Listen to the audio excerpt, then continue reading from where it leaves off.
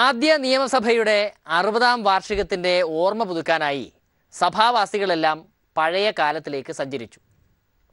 സെക്രട്ടേറിയറ്റിലെ പഴയ നിയമസഭാ ഹാളിലേക്ക് സഭാംഗങ്ങളെയെല്ലാം വിളിച്ചുകൂട്ടി പ്രത്യേക സമ്മേളനം വിളിച്ചു ചേർത്താണ് സ്പീക്കർ ആഘോഷത്തെ വെറൈറ്റിയാക്കിയത്.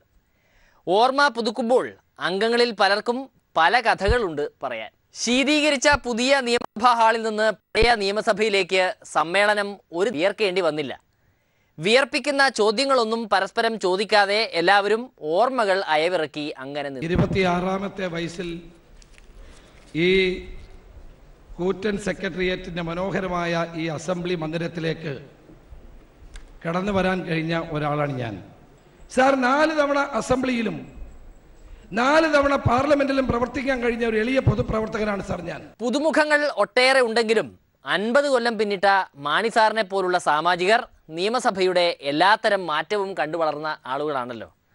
28 കൊല്ലമായിട്ട് ജനപ്രതിനിധിയായി പ്രവർത്തിക്കുന്ന ചെന്നിത്തലാജിക്കും ഗൃഹാതുരത മൂത്ത് പഴയ നിയമസഭാ ഹാളിൽ നിന്ന് വിട്ടുപോകാൻ മനസ്സില്ലത്രേ. സാർ, ഈ മനോഹരമായ ഹാൾ, ഈ അതിമനോഹരമായ ഈ അന്തരീക്ഷം തീർച്ചയായും കേരളത്തിന്റെ ജനാധിപത്യ പ്രക്രിയയെ ശക്തിപ്പെടുത്തുമെന്ന് ഞാൻ കരുതുന്നു. സാർ, അങ്ങ് പറഞ്ഞു ഈ ഹാളിന്റെ പരിമിതികളെ കുറിച്ച് പറഞ്ഞു. സാർ, ഈ ഹാളിന് പരിമിതികളുണ്ട്, സമ്മതിക്കുന്നു. എന്നാലും ഈ ഹാളാണ് വളരെ ഹൃദ്യമായ ഒരു ഹാൾ എന്നുള്ളതാണ് എൻ്റെ അഭിപ്രായം. അപ്പോൾ ഇത്തരം സൗകര്യക്കുറവിനോട് ബഹുമാനപ്പെട്ട സഭാംഗങ്ങളെല്ലാം ദയവായി സഹകരിക്കണം. ഈ MLA സ്ഥാനം കുടുംബ സ്വത്താണോ എന്ന് ചോദിച്ചാൽ അതെ എന്ന് ഉത്തരം പറയാൻ കഴിയുന്ന ഒരാളാണ് നമ്മുടെ KB ഗണേഷ് കുമാർ. പഴയ നിയമസഭാ ഹാളിൽ എത്തിയപ്പോഴാണ് ആ ചരിത്രമൊക്കെ പറയണമെന്ന് അദ്ദേഹത്തിന് തോന്നിയത്. ഈ പഴയ സഭാ ഹാളിലേക്ക് ഈ സമ്മേളനത്തെ മാറ്റിയ അങ്ങയുടെ ആശയസമ്പുഷ്ടവും പുരോഗമനപരമായ ആ ബുദ്ധി സാമർഥ്യത്തെ ആദ്യം തന്നെ ഞാൻ അഭിനന്ദിക്കുക. കീഴൂട്ട് രാമൻപിള്ളയും മകൻ ബാലകൃഷ്ണപിള്ളയും അദ്ദേഹത്തിൻ്റെ മകൻ ഗണേഷ് കുമാറും പാരമ്പര്യമായി കിട്ടിയ ഈ MLA സ്ഥാനം ആർക്കും കൈമാറിയിട്ടില്ല. കേരള ജനാധിപത്യ സംവിധാനത്തിൽ ഒരു കുടുംബത്തിലെ 3 തലമുറയിൽപ്പെട്ടവർക്ക് ജനവിശ്വാസം നേടി സഭയിലെത്താൻ കഴിഞ്ഞ ചരിത്രം എൻ്റെ കുടുംബത്തിനുണ്ട്.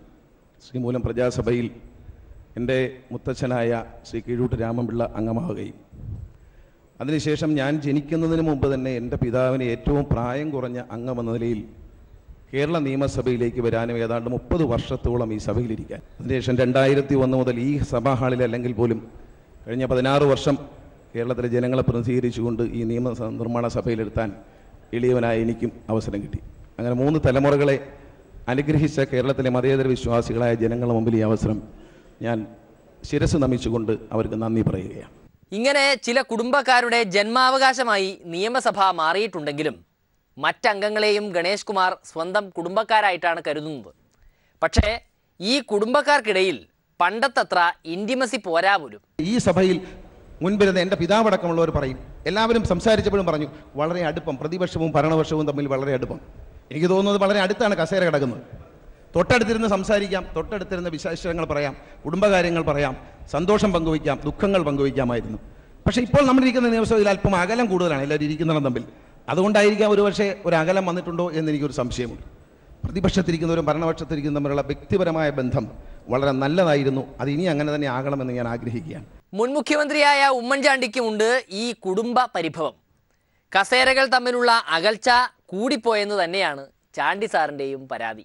ശ്രീ ഗണേഷ് ഇവിടെ പറഞ്ഞു സീറ്റുകൾ തമ്മിലുള്ള അടുപ്പം. ശരിയാണ്, സീറ്റുകൾ തമ്മിലുള്ള അടുപ്പം. സാർ, പൊതുപ്രവർത്തകർ എപ്പോഴും മറ്റുള്ളവരുമായി അടുത്തു നിൽക്കുകയും സാർ ഇടുങ്ങിയ വഴികളിൽ കൂടി സഞ്ചരിക്കുകയും ചെയ്താലാണ് തെറ്റ് ചെയ്യാതെ മുമ്പോട്ട് പോകാൻ സാധിക്കുന്നത്. സാർ, ഇവിടെ ഇടുങ്ങിയ വഴികളാണ്, അടുത്ത സീറ്റുകളാണ്. അതുകൊണ്ട് വർഷത്തിൽ ഒരിക്കലെങ്കിലും അതിനൊരു അവസരം ഉണ്ടാക്കണം എന്നൊരു അഭ്യർത്ഥന ഞാൻ വെക്കുകയാണ്. പഴയ നിയമസഭാ ഹാളിൽ പണ്ട് കാണിയായി വന്നിരുന്നതിൻ്റെ അനുഭവമാണ് റവന്യൂ മന്ത്രി E ചന്ദ്രശേഖരന് പറയാനുള്ളത്. ഇതേ നിയമസഭാ മന്ദിരത്തിൻ്റെ ഈ ബാൽക്കണിയിലിരുന്നപ്പോൾ ഇത് കാണാൻ വന്ന ഒരു കാഴ്ചക്കാരനെന്ന നിലയിൽ അവിടെ നിന്ന് നേരാവണ്ണം താഴെ കാണാൻ കഴിയുമായിരുന്നില്ല. ഇതിനകത്തളത്തിൽ പൂർണ്ണമായി അത് എന്താണ് ഇരിക്കുന്നത്, എങ്ങനെയാണ് ഇരിക്കുന്നത് എന്ന് പോലും കാണാൻ കഴിയുമായിരുന്നില്ല. അന്ന് ഞാൻ അവിടെ ഇരുന്നത് ഇപ്പോൾ ഓർക്കുകയാണ് സാർ. തീർച്ചയായും ഇത്തരം ഒരു അവസരം ഉണ്ടായതിലാണ് ഏറെ സന്തോഷമുള്ളത്. പണ്ട് കാണിയായി വന്നപ്പോൾ കിട്ടാത്ത സുഖമാണ് ഇപ്പോൾ മന്ത്രിയായിരിക്കുമ്പോൾ കിട്ടുന്നത്. അതുകൊണ്ടാണത്രേ ചന്ദ്രശേഖരന് ഇപ്പോൾ ഇത്ര ഉശിര്.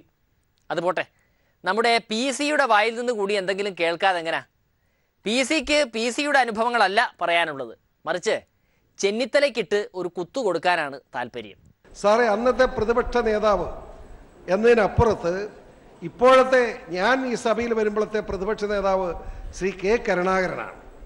ആ കെ കരുണാകരൻ്റെ അനുയായിയായി പ്രവർത്തിച്ചു വന്ന രമേശ് ചെന്നിത്തലയ്ക്ക് അദ്ദേഹത്തിൻ്റെ കസേരയിൽ ഇരിക്കാൻ കഴിഞ്ഞു. പക്ഷെ അദ്ദേഹം ഇടയ്ക്ക് കരുണാകരനെ ഒന്ന് കുത്തി, അത് വേറെ കാര്യം.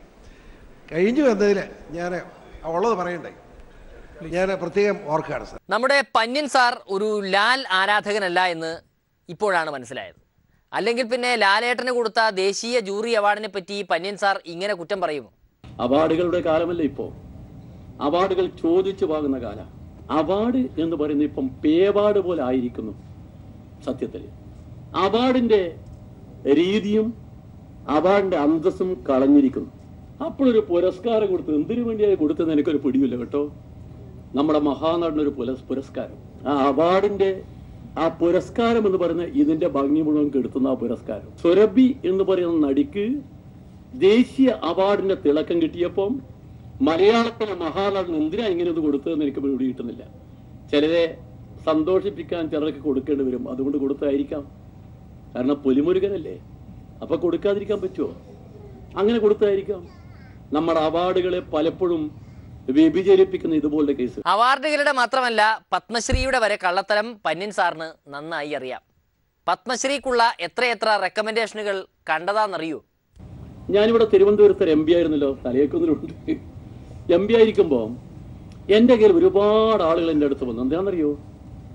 പത്മശ്രീ കിട്ടാൻ, പത്മശ്രീക്ക് വേണ്ടി എൻ്റെ അടുത്ത ആളുകൾ വരും. Application, ബയോഡാറ്റീവ് application. സാർ ഇത്തവണ പരിഗണിക്കണേ പത്മശ്രീ. എത്ര അപേക്ഷയാണെന്നറിയോ? ഞാൻ പറയുന്നില്ല, എണ്ണിയാ തീരാത്ത അപേക്ഷയാ. ഈ അപേക്ഷയെല്ലാം കിട്ടുമ്പോൾ ഞാൻ ഓരോരുത്തരെ കുറിച്ചും ആലോചിക്കും, ഇദ്ദേഹത്തിന് അതിന്റെ വല്ല അകലത്ത് പോകാൻ അർഹതയുണ്ടോ? ഇല്ല. പത്മശ്രീ പോലെ സ്ത്രീക്കുണ്ടോ? ഇല്ല. പത്മ അടുത്ത് പോവോ? ഇല്ല. എന്തെങ്കിലും കാരണത്തിന് കൊടുക്കാൻ പറ്റുമോ? ഇല്ല. നാളെ കൊടുത്താലോ ചീത്തപ്പേരായിരിക്കും. അവാർഡുകൾക്ക് വിലയുണ്ടാകുന്നതും വിലയില്ലാതാകുന്നതും അത് വാങ്ങിക്കുന്നവരെ അപേക്ഷിച്ചാണത്രേ. അത്തരമൊരു കഥ പറയാനുണ്ട് പന്ന്യൻ സാറിന്. എൻ്റെ നാട്ടിലൊരു വിദ്വാന് ഒരു അവാർഡ് കിട്ടി. അവാർഡ് കിട്ടി നാട് മുഴുവൻ സ്വീകരണത്തിന് ഏർപ്പാട് ചെയ്ത സ്വീകരണത്തിന് നമ്മളൊക്കെ ഉണ്ടായിരുന്നു. അപ്പോഴാണ് അറിയുന്നത് അതേ അവാർഡ് മറ്റൊരാൾക്കും കിട്ടി. അയാളോ ഒരു കൊലക്കേസ് പ്രതിയാണ്. അപ്പൊ നാട്ടുകാരെ പറഞ്ഞ് ഈ കൊലക്കേസ് പ്രതി കൊടുക്കുന്ന അവാർഡ് ആ ഇവന് കിട്ടിയിരിക്കുന്നത് നമുക്ക് നിർത്തിയേക്കാം. ഇതാ കേസ്. പന്ന്യൻ സാർ തന്നെ ഒരിക്കൽ ഒരു നോവലിന് അവാർഡ് കൊടുത്തിട്ടുണ്ട്. പക്ഷേ ആ നോവൽ ഇതുവരെയും അദ്ദേഹം വായിച്ചിട്ടില്ല. നമ്മൾ അവാർഡ് കിട്ടേണ്ട ആളുകൾക്ക് കിട്ടേണ്ട സമയത്ത് കിട്ടുമെന്ന് ബോധ്യമാണ്. അങ്ങനെ തെരഞ്ഞെടുപ്പുണ്ട്. അങ്ങനെ തെരഞ്ഞെടുത്തിരിക്കുകയാണ് ബാബു കുളിമറ്റത്തെ. എനിക്ക് പലപ്പോഴും തോന്നിയിട്ട് അദ്ദേഹത്തിന് അവാർഡ് കൊടുക്കണമെന്ന്. പക്ഷെ എൻ്റെ കയ്യിൽ അവാർഡ് ഇല്ലല്ലോ കൊടുക്കാൻ. കൊടുക്കണമെങ്കിൽ എന്നെ ആരെങ്കിലും ജഡ്ജാക്കണ്ടേ? ആക്കണം, എന്നല്ലേ കൊടുക്കാൻ പറ്റും. അതെ, മുമ്പൊരാൾ ജഡ്ജാക്കി നോവല് തിരഞ്ഞെടുക്കാൻ. പക്ഷെ നോവൽ ഞാൻ കണ്ടിട്ടില്ല. അവരെ തീരുമാനിച്ച ഇന്ന നോവൽ എന്നെ അറിയിച്ചു. സാറേ, സാറിന് തിരക്കോട്ട് സാറിനെ വിളിക്കാതിരുന്നാണ് നമ്മൾ തീരുമാനിച്ച ഇന്നേ നോവൽ. നേരത്തെ നോവൽ തീരുമാനിച്ച് കൊടുക്കാൻ തീരുമാനിച്ച പാവപ്പെട്ട എന്നെ കൊണ്ടുപോയി അവിടെ മാപ്പ് സാക്ഷിയാക്കി. ഇങ്ങനെയും നടക്കുന്നുണ്ടെന്ന് വെച്ചോ. ഇനി ഉഴവൂർ പറയുന്നത് കേൾക്കാം. ATM കൗണ്ടറുകൾ ടോയ്ലറ്റ് ആക്കുന്ന പദ്ധതിയെക്കുറിച്ച് ചർച്ച ചെയ്യുന്നതിനാണ് ഉഴവൂർ വാർത്താ സമ്മേളനം വിളിച്ചിരിക്കുന്നത്. എന്തിനാ ATM കൗണ്ടർ? അതാണ് ഞാൻ ഇതിൽ ചേർത്തിട്ടുണ്ട്. ATM കൗണ്ടറുകളെല്ലാം ടോയ്ലറ്റുകളാക്കുക. എന്നിട്ട് അവിടെ ഒരാളെയും കൂടെ വെച്ചാൽ അവിടെ യൂറിൻ പാസ് ചെയ്യാൻ വരുന്ന ആളുകൾക്ക് ഒരു സൗകര്യമായിരിക്കും. അത് കുഴപ്പമില്ല, നല്ല ക്യാമറ വെക്കാതിരുന്നാൽ മതി. ബാങ്കുകാരുടെ സംഘടിത കൊള്ളയ്ക്ക് ഒരു മറുമരുന്ന് നിർദ്ദേശിക്കണമെന്നും അഭിപ്രായപ്പെടുന്നു ഉഴവൂർ. നമ്മൾ ബാങ്കിൽ കാശ് ഇട്ടേച്ച് ചെല്ലുമ്പോൾ കാശില്ല. ഇവർ തന്നെ നമ്മൾ കള്ളന്മാരെ പേടിച്ച ബാങ്കിൽ കൊണ്ടിടുന്നത്. അതിലും വലിയ കള്ളക്കാരും കൊള്ളക്കാരുമാണ് ബാങ്കിലിരിക്കുന്നത്. ഇവനെയൊക്കെ വിടാവും. എനിക്ക് ഇത്രയും ദേഷ്യം വന്നതെന്നാന്ന് വെച്ചാൽ, ഞാൻ ഒരു സ്ഥലത്ത് 5000 രൂപയാണെന്ന് തോന്നുന്നു കാശ് അവിടെ കിടന്നു. കുറച്ചാൾ കഴിഞ്ഞപ്പോൾ എടുക്കാൻ നിന്നപ്പോൾ 5000 ഇല്ല. അതിൽ 1000 വേറെ ഏതാണ്ട് സർവീസ് ചാർജോ ഏതാണ്ട്. ഞാൻ പറഞ്ഞു, നിങ്ങളെല്ലാം സർവീസ് ചെയ്ത് എൻ്റെ കാശ് കൂടെ കിടന്നതല്ലേ. അവസാനം വന്ന് പിന്നെ ഞാനത് എടുക്കാനേ പോയില്ല. ഇപ്പോൾ ഒന്നുമില്ല. അവരെടുത്തു, അല്ല ബാലൻസ് ഒന്നുമില്ല, അവരെടുത്തു. അത് എന്നാ ചെയ്യാൻ പറ്റും? കേസ് കൊടുത്തിട്ട് കാര്യമുണ്ടോ? അവിടുത്തെ നിയമം അങ്ങനെയാണെന്നാണ് അവന്മാർ പറയുന്നത്. ഈ ബാങ്കുകാരെ കൊണ്ട് ഈ കൊള്ളരുതായ്മകളെല്ലാം ചെയ്യിക്കുന്നതും കേന്ദ്രം തന്നെ. നമ്മൾ പിന്നെ സമാധാനകാംക്ഷി ഞങ്ങൾ മഹാത്മാഗാന്ധിയുടെ പാർട്ടി ചെയ്തുകൊണ്ടല്ല അടിച്ച് തകർക്കേണ്ടതാണ് ഇതെല്ലാം. ആ തരത്തിലാണ് ബാങ്കുകാർ പെരുമാറിക്കൊണ്ടിരിക്കുന്നത്. അതിന് ഒത്താശ ചെയ്യാൻ വേണ്ടി നമ്മുടെ കേന്ദ്ര ഗവൺമെൻറ് അവർ മുഖാന്തരം ഒത്തിരി നമുക്ക് ബുദ്ധിമുട്ട് കൊണ്ട് നോട്ടടിക്കുന്ന കാര്യമൊക്കെ ആയിട്ട് വന്നു. ആ നോട്ടെല്ലാം ഇപ്പോൾ മിക്കവാറും പൊടിഞ്ഞു പോയിക്കൊണ്ടിരിക്കുക. ഏതായാലും കളറ് ഉള്ള നോട്ട് കൈ കൊണ്ടുപിടിച്ചാൽ മിക്കവാറും കൈ കഴുകേണ്ടി വരും. ആ നിലയിലുള്ള ഇതാണ്. പടപേടിച്ച് പന്തളത്ത് ചെന്ന അവസ്ഥ അറിയാൻ ബാങ്ക് വരെ ഒന്ന് പോയാൽ മതി എന്നും പറയുന്നു ഉഴവൂർ. ഈ ബാങ്ക് ഇല്ലെന്നുകൊണ്ട് വേറെ ഉണ്ടല്ലോ ബാങ്കാ. അവരെ പേടിച്ചാണ് ഇവിടെ കൊണ്ടുവരുന്നത്. ഈ ദേശസാൽക്കരണ ബാങ്ക്, SBIയിലൊക്കെ വരുന്നത്. അപ്പോൾ അതിനേക്കാൾ പട പേടിച്ച് പന്തളത്ത് ചെല്ലുമ്പോൾ പന്തം കൊളുത്തി പട എന്ന് പറയുന്ന നിലയിലാണ് ഇപ്പോൾ ഇവന്മാർ പെരുമാറിക്കൊണ്ടത്. ഇനി കോൺഗ്രസിനുള്ളതാണ്. BJPക്കാർ ഘട്ടം ഘട്ടമായി ചൂണ്ടിക്കൊണ്ടുപോകുന്ന കോൺഗ്രസ്സുകാരെ പറ്റി. രണ്ടൊരാളുണ്ടല്ലോ, അജയ് മാക്കാൻ എന്നൊക്കെ പറഞ്ഞുകൊണ്ട് അദ്ദേഹം രാജ്യം വെച്ചു. ഇപ്പം ഞാൻ കണ്ട ചോദ്യം താഴെ പ്രസ് ക്ലബ്ബിൽ നിന്ന് TV കണ്ടപ്പോൾ മാക്കാൻ രാജ്യം വെച്ചു എന്നുള്ളതാണ്. ഇങ്ങനെയുള്ള മാക്കാന്മാർ ഈ കോൺഗ്രസിനെ നയിച്ചാൽ നാടെല്ലാം അല്ല, കോൺഗ്രസ്സുകാരെല്ലാം തന്നെ ചേർന്നുകൊണ്ടിരിക്കുകയാണ്. അതിപ്പോൾ ഘട്ടമായിട്ടാണ് ചേരാൻ അവർ ഉദ്ദേശിക്കുന്നത്. അതുകൊണ്ടാണല്ലോ ഞാൻ ആദ്യം ഘടകകക്ഷിയാക്കണം എന്ന് പറഞ്ഞത്. അതുപോലെ ഞാൻ തിരുവഞ്ചൂരിൻ്റെ രാജി മാത്രമല്ല, മാണി സാർ ഇന്നലെ രാജിവെക്കാമെന്ന് പറഞ്ഞാൽ രാജിവെച്ചിരിക്കുന്നു എന്ന് പറഞ്ഞു. അസംബ്ലി പറയാമെന്ന് പറഞ്ഞാൽ അത് രേഖ തന്നെയാണ്, കടലാസിൽ എഴുതി കൊടുത്തില്ലെന്നുള്ളതേ ഉള്ളൂ. അതുകൊണ്ട് അദ്ദേഹവും ആ പറഞ്ഞ വാക്ക് പാലിക്കാൻ രണ്ടുപേരും ഇപ്പോൾ രാജിവെച്ച് കിട്ടി കഴിഞ്ഞാൽ പിന്നെ മൂന്നാമത് ഞങ്ങൾ മണിയാശാനെ രാജിവെപ്പിച്ചോളാം. പ്രസംഗിച്ചതിന്റെ പേരിൽ മണിയാശാനെ കുറ്റപ്പെടുത്തുന്നവർ കേൾക്കണം ഉഴവൂർജിയുടെ പ്രസംഗം.